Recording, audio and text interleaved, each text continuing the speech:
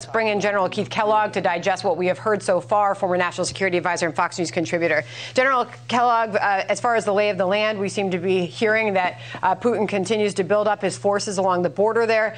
They maintain, the Pentagon and the State Department, attack could happen any day. But what they seem to both be on the same page, the State Department and the Pentagon, thankfully on the same page, is that they do not believe that Putin has made a final decision yet, and there is still room for diplomacy. What was your takeaway?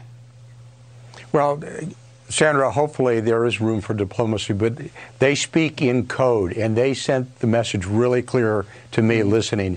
When he made the comment, Kirby made the comment, the Russians can attack with little or no warning. That just told you they are moving into assault positions and attack positions. That's exactly what he meant. Just to be clear, we don't know that. Just to be clear, he was asked and he didn't confirm that, though, right, General? Well, you're not, yeah, Sandra, that's true, but you're never going to confirm or deny anything.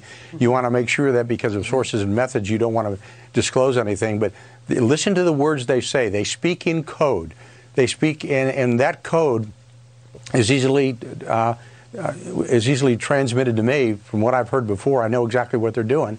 He can't say, yes, they're in attack positions or yes, they're in assault positions, but you cannot be in a position to attack with little or no warning unless you're there. So he's kind of telling you up front they're moving closer and closer and closer to the final decision to go forward. You're right. The one thing that has to happen is Putin has to tell his commanders, go. And until he says go, they won't go. But boy, they're sure ready to go. That's clear just listening to John Kirby.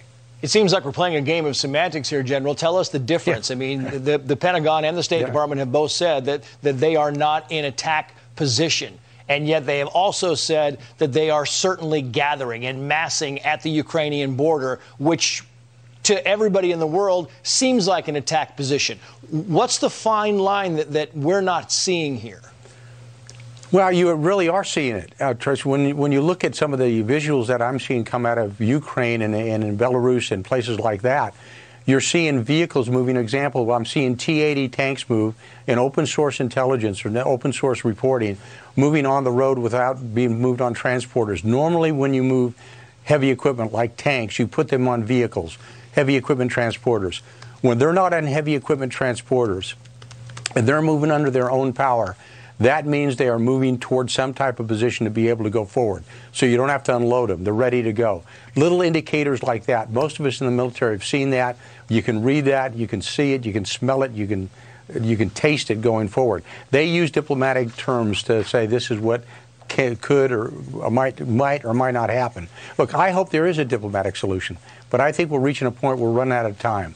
And I think he's going to be ready to go if he wants to go. But nobody will know that until Putin says to his commanders, go. Yeah. General, stand by if you will. Let's bring in Fred Fly.